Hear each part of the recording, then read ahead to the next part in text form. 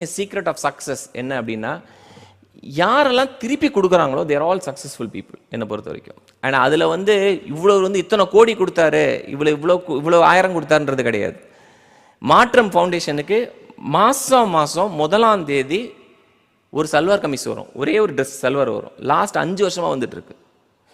ஒரு சல்வார் மட்டும் வரும் கொரியரில். நான் ஏதோ ஒரு சன் டிவியில் பேசுகிறேன், நான் என் குழந்தைங்களுக்கு ட்ரெஸ் வேணும் அப்படின்றதுக்காக யாரோ ஒருத்தர் அட்ரஸே இல்லாமல் வரும். சில நாள் அட்ரஸ் இருக்கும், பேர் இருக்காது.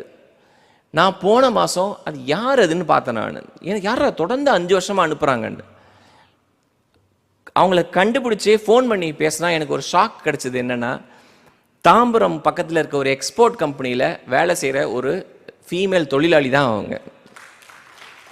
அவங்க வாங்குகிற சம்பளத்தில் இருந்து அவங்க கம்பெனிலேருந்தே ஒரே ஒரு சல்வாரை வாங்கி அனுப்புகிறாங்க. அவங்க சொல்கிறாங்க, நான் உங்களை பற்றி எழுதிட்டுமான்னு கேட்டேன். அவங்க சொன்னால், தயவு செஞ்சு என் பேரை மட்டும் எழுதிடாதீங்க. நான் பார்த்ததில் one of the biggest donor சேலமில் முருகன் ஒருத்தரை பார்த்தேன் நான். இது கோவிடுக்கு ஒரு 2 வருஷத்துக்கு முன்னாடி. அங்கே போய் நான் ஒரு மேடையில் எப்படி பேசுகிறேன், அவர் கீழே உட்காந்துருந்தார்.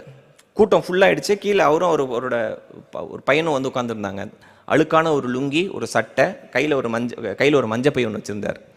பேசி முடிச்சுட்டு நான் கீழே இறங்கினா நிறையா ஸ்டூடெண்ட்ஸ் என்கிட்ட பேசிகிட்டே இருந்தாங்க. அவர் தள்ளி நின்றுட்டே இருந்தார். அவர் கரெக்டாக என்கிட்ட பேச வரும்போது அந்த ஆர்கனைசர் என்ன பண்ணாங்க, இல்லை சார் அடுத்த ஃபங்க்ஷனுக்கு போகணும், நீங்கள் நில்லுங்க அப்படின்னாரு. நான் சொன்னேன், ஒரு நிமிஷம் இல்லைங்க, அவர் வரட்டும் அப்படின்ட்டு அவர்கிட்ட நான் பேச போனேன். அவர் என்ன பண்ணார், வணக்கம் சார், இது அப்படின்னு ஆரம்பித்தார் பாருங்க. சில டைம் நம்மளோட ஈகோ இருக்குல்ல, வி ப்ரீ ஜட்ஜ். அவன் இவர் என்ன கேட்க போகிறாருன்னு நம்மளே ஜட்ஜ் பண்ணிவிடுவோம். ஓகே, அதனால தான் இங்கிலீஷில் சொல்லுவாங்க, don't judge the book by its கவர்னுவாங்க. நான் என்ன பண்ணிட்டேன், டக்குன்னு, சார் நான் அர்ஜென்ட்டாக அடுத்த ஃபங்க்ஷனுக்கு போகணும், நீங்கள் என்ன கேட்க போகிறீங்கன்னு எனக்கு தெரியும். தம்பி 12th முடிச்சிருக்காரு, கஷ்டப்படுறாரு, கண்டிப்பாக நல்ல மார்க் எடுத்தால் நான் என் ஃபவுண்டேஷனில் சேர்த்துக்கிறேன் அப்படின்ட்டு டக்குன்னு என்னோடய பிஸ்னஸ் கார்டு எடுத்து அவர்கிட்ட கொடுத்தேன். அதை வாங்கினவர் வாங்கி, ரொம்ப நன்றி சார் அப்படின்ட்டு பாக்கெட்டில் வச்சுட்டு, ஒரு 30 செகண்ட் சார், நான் அதுக்காக வரல சார் அப்படின்னாரு. சொன்னார், இது என் அக்கா பையன், என் அக்கா கேன்சரில் இறந்துட்டாங்க, அவங்க அப்பா விட்டுட்டு போயிட்டாரு, எனக்கு 2 பசங்க இருக்காங்க, இவன் ஏன் பொறுப்பு, நான் படிச்சுக்க வச்சுருவேன், என் பிள்ளைங்கள மாதிரி இவனை நான் படிக்க வச்சுருவேன், அதுக்கு வரல சார்.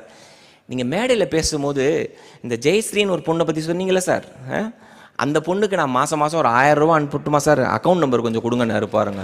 ஐயோ, இந்த மூஞ்சை எங்கோ போய் வச்சுக்கிறது அன்னைக்கு அப்படியே பலார்னு அரைஞ்ச மாதிரி இருந்தது.